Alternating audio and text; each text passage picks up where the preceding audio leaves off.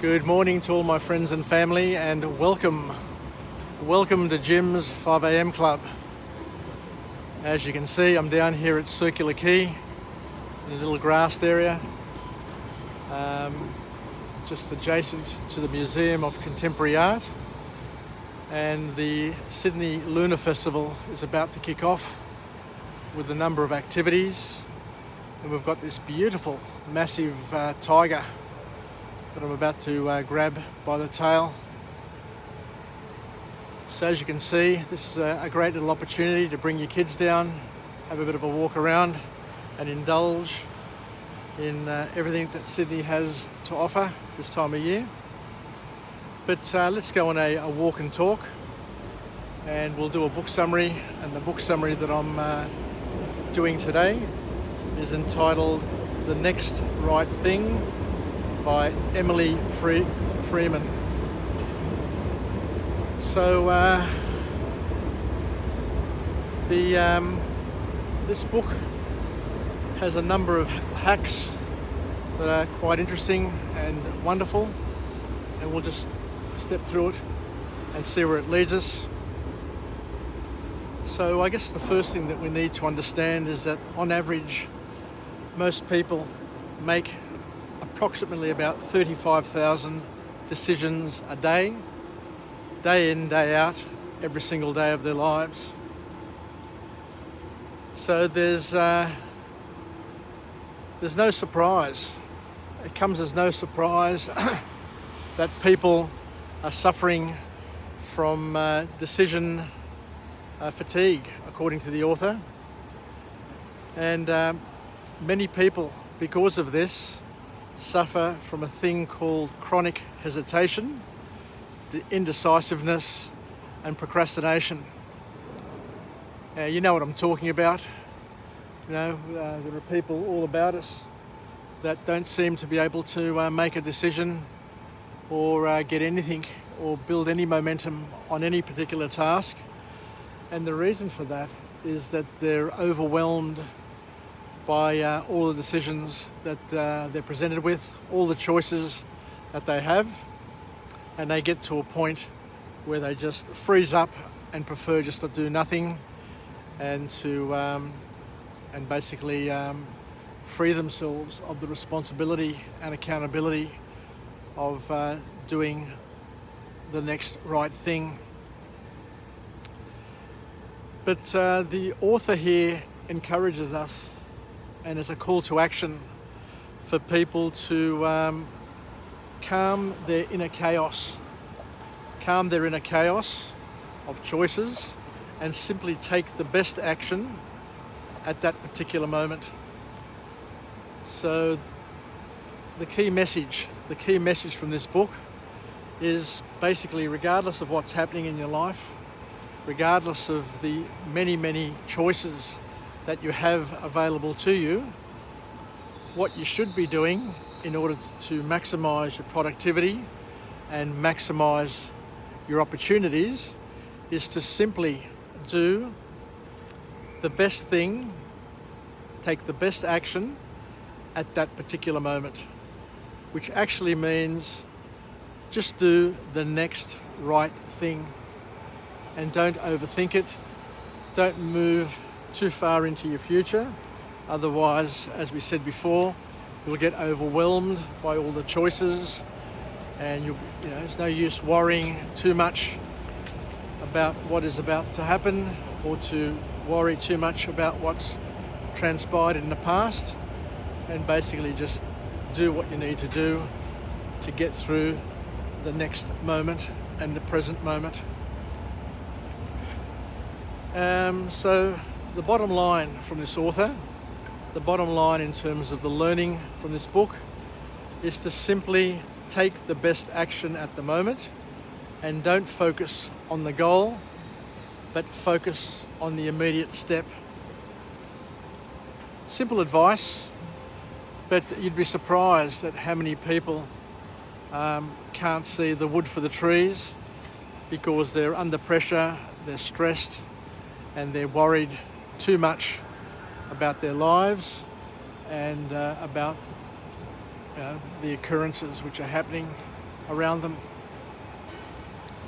So let's go through the 3 key points from this book. The first key point is that we need to focus on the next best thing.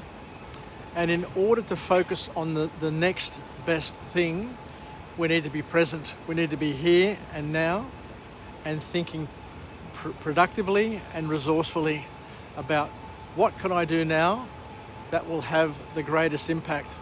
What can I do now that will help propel me to where I want to go? Because it's all about direction, it's all about momentum. And to not worry about the outcomes. Far too many people spend too much time trying to predict outcomes and worry about the outcomes. The author says is just do the activity, just do the action, take the action, and don't worry about the outcomes, decisions. So clearing the internal distractions is a key. And we need to, in order to do that, we need to declutter. The key is we need to declutter the mind. So in terms of the bottom line, the author talks about the importance of you should own nothing and at the same time allow nothing to own you. How powerful is that? Own nothing, but also allow nothing to own you. So it's all about enhancing the silence, and we need to silence the distractions that we have in our lives. And to ask, the next point the author talks about is the importance of asking the right questions. And the question that the author talks about here is ask yourself, am I being led by love or pushed by fear? And the answer to that question will help you understand yourself and your predicament a little bit better. And the third point coming out of this book here is that sometimes surprises will give you the most clarity in your life, and that you can't rush clarity, but sometimes something will happen, a sign will come, and you just need to be on the lookout for signs that will give you the clarity that you need in order to make your decisions and to move forward in your life. So the author talks about the importance of signs. So a sign or a surprise will appear in our lives, but we need to use these as a guide. And the final point from this book is to always stay open to opportunities and don't rush clarity, as resolve can manifest itself in unexpected ways, is the final message from this book. Anyway, thank you very much for joining me on this overcast, wet Sydney morning. It looks as if this cloud, this rain is finished up for the morning and it will blow over. So thank you very much for joining me on Jim's 5am Club. And let's finish off with a positive affirmation. I'm alive, I am well, and I feel absolutely great.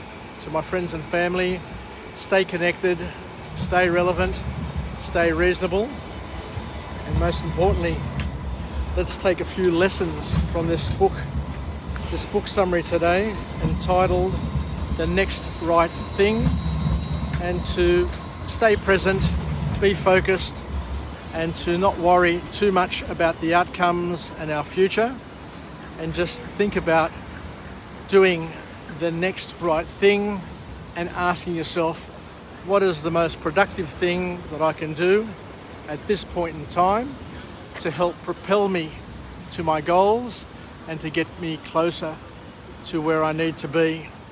And it's all done one step at a time, one moment at a time, and it's up to each and every one of us. Everybody has the power. Everybody has the power to be focused, and by being focused, you're going to be in a position to get the maximum return on your time investment. So thank you once again, and we'll chat again at a later time throughout the day. where we'll go through another book summary hopefully and learn something new to help us get us